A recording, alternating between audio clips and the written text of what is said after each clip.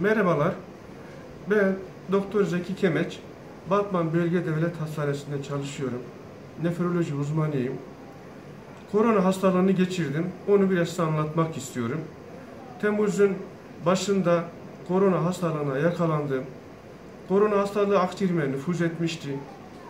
Korona hastalığına bağlı olarak bazı şikayetlerim vardı. İştahsızlık, tatsızlık, bel ağrısı, sırt ağrısı, halsizlik ve nefes darlığı. Ama hepsinden öte ciddi bel ağrım vardı.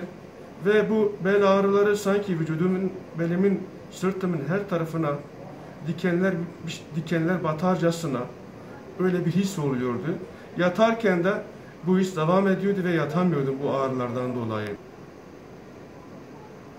Benimle beraber 6 aile ferdim, eşim ve 4 çocuğum dahil olmak üzere hepimiz koronaya yakalandık. Tabii onların o dönemdeki eziyeti, ızdırabı beni bir baba olarak ve bir hekim olarak beni çok rahatsız ediyordu. Çünkü bu hastalığın tamamıyla etkileri konusunda bilim ve biz de çok her şeyi bilmiyorduk. Ve nereye varılacağını ve ne gibi testler yapacağını bilmiyorduk. Bu beni daha da üzüyordu. Bu şekilde biz mümkün olduğunca bu hastalıkla baş edebilmek için ailece biz beslenmemize çok iyi dikkat ettik. Sebze, meyvelere dikkat ettik. Özellikle benim kendim şöyle bir tecrübe sahibi de oldum. Bu dönemde ben kelle paça çorbalarını ben çok istedim ve bana çok faydası oldu. Sarımsaklı, sumaklı olanından. Bundan sonra benim Batman halkına şöyle bir mesajım olacak.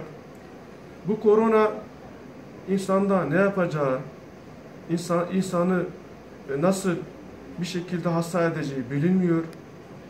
Bu hastalık akciğere yayıldığı zaman ölümcül olabiliyor. Bütün Batman halkın bunu bilmesini istiyorum. Benim bu hastalıktan çıkardığım sonuç olarak, bir hekim olarak ve bir yaşayan olarak benim insanlara bu mesajım olacak. Yakın mesafeden uzak durun, toplu ortamlardan uzak durun, maskenizi takın, el hijyeninize dikkat edin. Hepinize sağlıklı günler diliyorum.